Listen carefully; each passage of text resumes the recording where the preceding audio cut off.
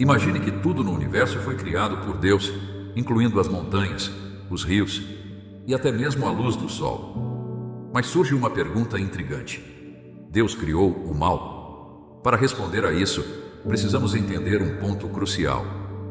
O mal, ao contrário de objetos físicos, como uma rocha ou a eletricidade, não é algo que você possa tocar ou guardar. É mais parecido com uma ação, como correr, do que com uma coisa palpável. Na verdade, o mal pode ser descrito como a falta do bem. Pense nos buracos. Eles existem, mas são apenas espaços vazios em algo sólido. Sem a terra ao redor, um buraco simplesmente não existe. Da mesma forma, quando Deus criou o universo, Ele fez tudo de maneira perfeita e boa. Uma parte dessa perfeição era dar às criaturas a liberdade de escolha. Para essa escolha ser real e significativa, tinha que existir algo além do bem.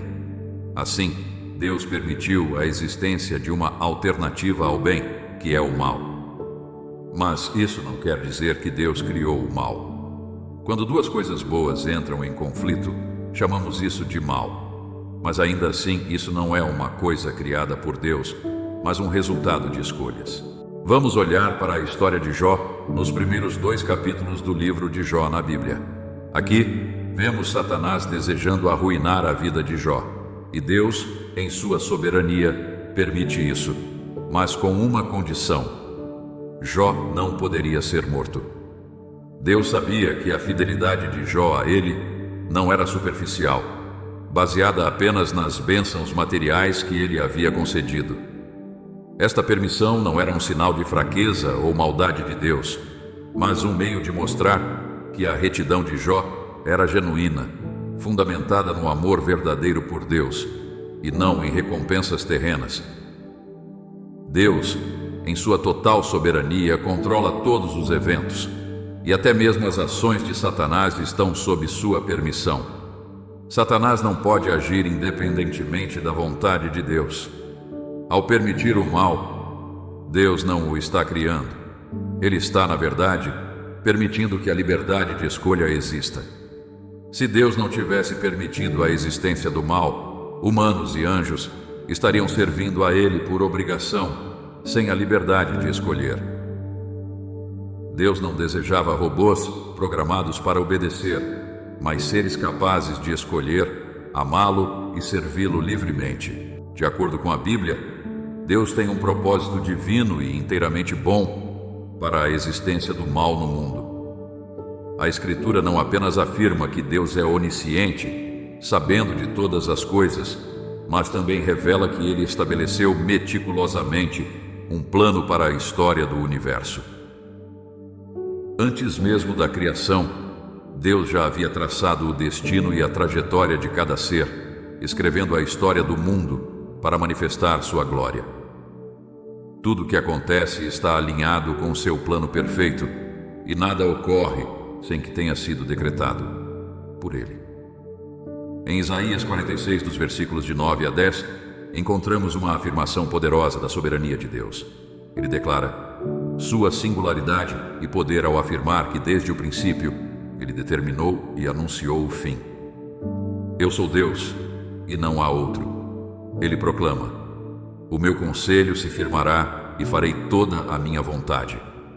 Essa passagem sublinha a ideia de que tudo no universo se desenrola segundo a vontade divina de Deus, e que até mesmo a existência do mal faz parte de um propósito maior, insondável e perfeitamente bom. Cada partícula do universo, até o menor átomo, é continuamente sustentado e direcionado pela mão de Deus. Paulo, em Colossenses 1, dos versículos de 16 a 17, nos ensina que tudo foi criado por Ele e para Ele, e nele tudo subsiste. Da mesma forma, Hebreus 1, versículo 3 nos diz que Deus sustenta todas as coisas pela palavra do seu poder. Isso nos leva a entender que o curso de toda a criação, incluindo ações de Satanás como sua queda e as tentações aos seres humanos, está planejado e determinado por Deus. O mal existente no mundo não é um acidente, mas parte do plano divino de Deus. Esta ideia pode ser difícil de compreender ou aceitar, mas segundo a Bíblia, Deus é explicitamente claro sobre sua relação com o mal. Em Isaías 45, versículo 7, ele afirma: Eu formo a luz e crio as trevas, faço a paz e crio o mal. Eu, o Senhor, faço todas estas coisas. Aqui a palavra hebraica usada para criar é a mesma de Gênesis 1, versículo 1, indicando uma ação intencional de Deus em relação ao mal. Este conceito é usado como uma demonstração de sua divindade, destacando-se dos ídolos que não podem criar bem ou mal. O profeta Jeremias, em Lamentações 3, dos versículos 37 a 38, lança uma pergunta retórica que reforça este entendimento. Quem é aquele que diz, e assim acontece, quando o Senhor o não mande? Acaso não procede do Altíssimo tanto o mal como o bem? A resposta implícita é que nada, bom ou mal, acontece sem a permissão de Deus. Da mesma forma, Amós questiona em Amós 3, versículo 6. Sucederá algum mal à cidade sem que o Senhor o tenha feito? Estes versículos nos levam a reconhecer a soberania de Deus sobre todos os aspectos da existência, tanto o bem quanto o mal. É essencial aceitar que nossa capacidade humana de entender um Deus ilimitado é, por natureza, restrita. Como Paulo destaca em Romanos 11, dos versículos de 33 a 34, as profundezas dos mistérios de Deus estão além da nossa total compreensão. Muitas vezes, podemos pensar que entendemos os motivos de Deus para certos acontecimentos, mas com o tempo descobrimos que seus planos eram diferentes dos nossos entendimentos iniciais. Deus opera com uma perspectiva eterna e abrangente, enquanto nós, seres humanos, estamos confinados a um ponto de vista terrestre e limitado.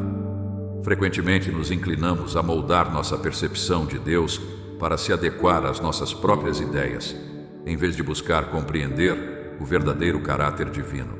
A Bíblia afirma que toda a criação de Deus era muito boa no início, conforme descrito em Gênesis 1, versículo 31. Da mesma forma, no fim dos tempos, como retratado em Apocalipse 21 e 22, tudo será restaurado à sua bondade original.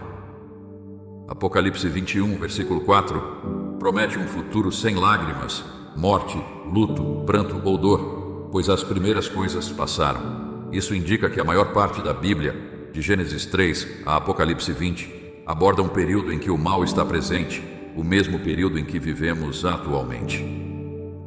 No entanto, mesmo que nosso entendimento sobre o propósito do mal seja limitado, é consolador saber que tudo começou de forma muito boa e, no fim, será restaurado a esse estado.